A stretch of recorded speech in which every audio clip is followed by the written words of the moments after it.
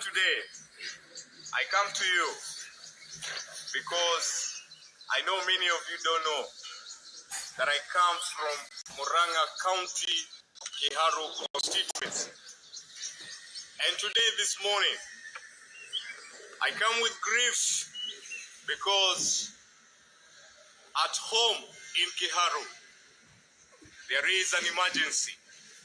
There is a crisis that have just occurred. That the Member of Parliament, one Honorable Ndindi Nyoro, has actually lost his roots. And I want to begin by saying this. It cannot be that, of course, you fool some people sometimes, and you think you will fool all the people of Kenya all the times. Honorable Ndindi Nyoro, I am not somebody that really likes addressing individuals, and Kenyans knows that. But Honorable Ndindi Nyoro, there is a very famous gentleman in the Bible called Esau, who sold his birthrights because of a meal of bread to his brother Jacob. The same thing we have seen, that Honorable Ndindi Nyoro has decided to sell his political career because of his revenancy.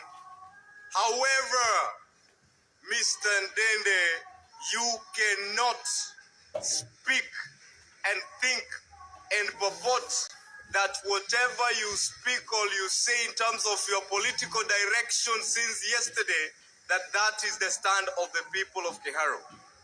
And I want to challenge you. When you are speaking to your constituents, you call us your bosses. But I want to tell you, anytime you want to make any discretion that is so pertinent like the one you made yesterday, why didn't you first consult your bosses and they tell you their stand? The decision that was made yesterday by Ndindi Nyoro, it is nowhere associated with the hearts of the people of Kiharu. Kiharu people, yes, it is true, Ndindi has worked for Kiharu people. He has brought many projects, of course, the schools and all that.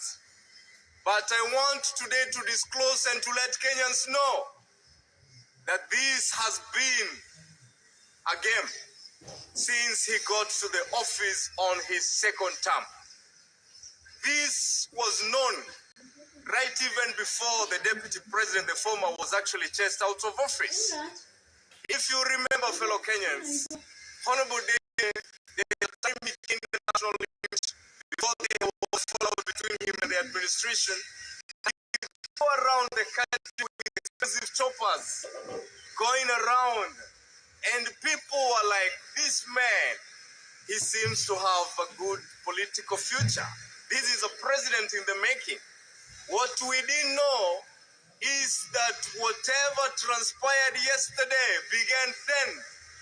But along the way, he wanted to fake it and show the people that indeed he is for the people and with the people and by the people. Look, Honorable Ndindi Nyoro, you launched Masomo Bora in Kiharu. I am actually a product of CDF in Kiharu. That's how I finished my school. And I congratulate that. But Kiharu is known for tremendous leaders. Right from your former, the governor, Irungu Kangatu, when he was an MP, he did tremendous. And it came to you. But yours was exaggerated. The projects you had, you started actually going around the constituencies that you are supervising the Masomo Bora. The first place you went was Kiamba. That this issue of day school paying 500. Then we also saw you going around more, especially in the Rift Valley, where you of introducing Masomo Bora. But you didn't tell us where the money was coming from. Where were you getting this money of these choppers that you are using going around the country? Yesterday you said that indeed you are giving a manifesto. That was not a press statement, actually. It was a manifesto you launched on your bid for presidency, which is good. But my brother, you committed a political suicide because we know the other day, this comes a few weeks after you promised Kenyans that you're going to speak. What we saw first is you launched your campaign sound vehicles, brand new Prado, so many of them. Where did you get that money from, Mr. Ndindi Nyoro? I want to tell you, and I repeat it again, you can fool some people sometimes, but you cannot fool all the people all the times.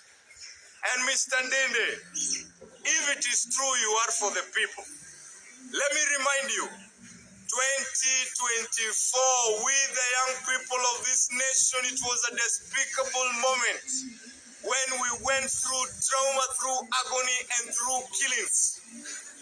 You are the gentleman behind all this because you are the chairman of budget then, and you are among the people who were mobilizing for it to be passed.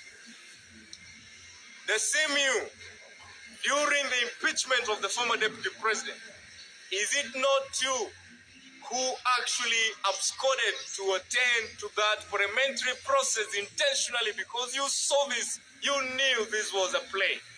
And a good player, you are smart in playing games.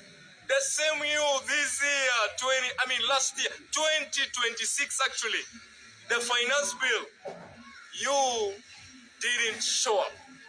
And the excuse you came to give to the Kenyans is that you had other engagements in the US. That means the cardinal priority, which is to represent the people of Kiharu, you have put it nowhere in terms of your priorities.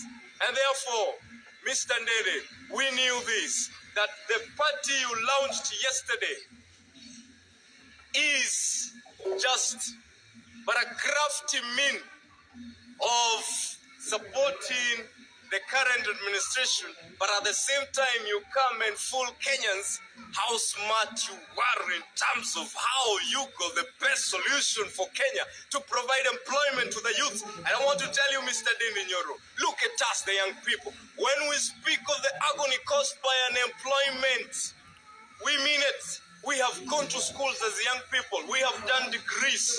Even today as we speak, the most, these professionals that were seen as premier, likes of medicine, you finish school after 6 years, you go home. And you come to tell us you have a solution for the Kenyans. But right from Kiharu, where you come from, how many young people have you given employment there? Mr. Ndindi, if indeed you are for the people, and the one time you came to say yesterday, that is just what you say from the word of your mouth, but your heart is elsewhere, which is just explicit, and you cannot deceive the Kenyans about that. And therefore, my people of Kiharu, I want to tell you, our son is lost. Our son, our MP is lost. However, let him go.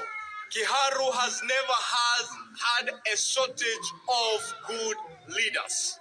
Today, and after yesterday when he was speaking, I, Anthony Rungu Karumba, I heard a voice, and of course this is the voice of God, that indeed the people of Kiharu have been left like the Israelites, how they were left in the hands of Pharaoh. Good people, I'm here to reinvigorate your hope and tell you, at the moment, Kiharu has no MP, but indeed I will stand in the gap until next year, August, of Kiharu. If the Nyoro meant good for us, he should have first, before you call a national press, call the constituents from wherever they are and tell them whatever you want, and they either approve it or they tell you how to do it. And therefore, having said that, be switching off